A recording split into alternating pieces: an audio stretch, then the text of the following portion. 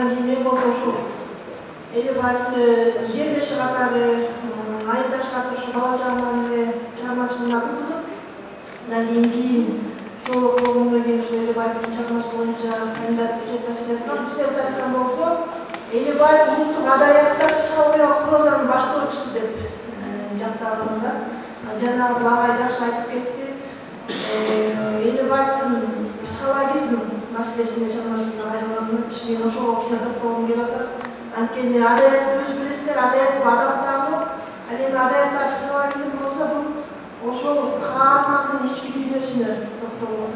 Анан ушул Элибаев алгачкы адабиятка негиз салуучулардын бири болсо дагы ошол мезгилде өзүнүн доорунда Сайтбек Байгазиев окумуш айткандай мезгилинен озгон көрүп болгон да. Элибаев албетте Санжар Желиев, Артаман Эркебаев, Кеңеш Байгасаев, Байит Амалинов бир топ сынчылар кайрылып кетишкен. Бирок ушуну Кеңеш Байгасаев айтат да, Элибаев эчтеке жазбай эле калса деле узак жол менен бороондун күнү менен классик жазуучуга кабылат депчи. Эми ушул караңыздарчы, Үлкүн деп жана да айтып кетишти.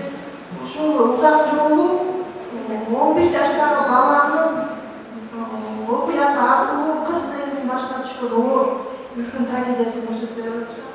Эми биз психологиялык прозанын баштоочусу дедик, ушул бала болуп туруп 11 жашында 14 бүлө менен Кытайга чейин барып атат дагы кайра жалгыз иниси Бекуловго айтат.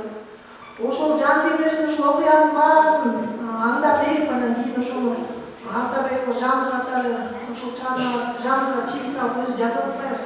Бирок аны кантип жазган, ошол 11 жашында бул Мукай табияттан сүрөткер, табияттан психолог болгон. Себеп дегенде ошол өзүнүн көргөн билгендерин эле жазып отурат, бирок жазганда да андай кылып Үркүнгө көп эле акын жазуулар кайрылышкан. Бирок ошол баланын көз карашы менен, баланын окуясы менен, тагдыры менен кыргыз элинин оор турмушун 14-жылдагы кетте оорусунан баштап атат. Бир эле чыгармадан бир эле айтат, эми жана Музаттагы окуя эмне деген бүтпөс жомок болот дейт да Мукай. Анан ушул 14 бүлө менен барып атат дагы улам чекесинен, улам бир өлүп чекесинен ач калган менен эжеси чүкө эжеси дуңганга сатып ач калган жүрчү. Инилерин карындаштары калып атат улам бирөөнүн тааныбай адамдардын колундачы. Ошондо дагы Мукай муйбай, ошондо дагы турмуштан аксап калбай, ошондо дагы жашоо үчүн күрөшүп, анан кийин мынтип жазылат, ошо Мукай дейт, биз дейт 14 бүлө барып чүкө эженин сатып ийгенден ойнчоп калдык да, анан артынан караңыздар, артынан Россиянын солдаттары замбрек менен коюп атат, астынан Кытайлар мылтык менен тосуп атат. Кыргыздар эмне деген кырылган, ошол жерден айтып атат, тынчы кандай дейт. Ала келген уктарыңызды саясаттагы бир алачыкты тигип алып, 13 бүлө адам экенибизден же айбат болупсуз жашообуз. Караңыздарчы, бул дерегинде эле эмне деген маани жатат. Эми ушул Мукайдын сүрөткерлиги бүгүнкү күндө дагы ушул Мукайдын жана да жакшы айтып кетишти. Келечекте да жашай берекекси бул Мукайдын өлмөс, өчпөс чыгарма жаратып кеткен.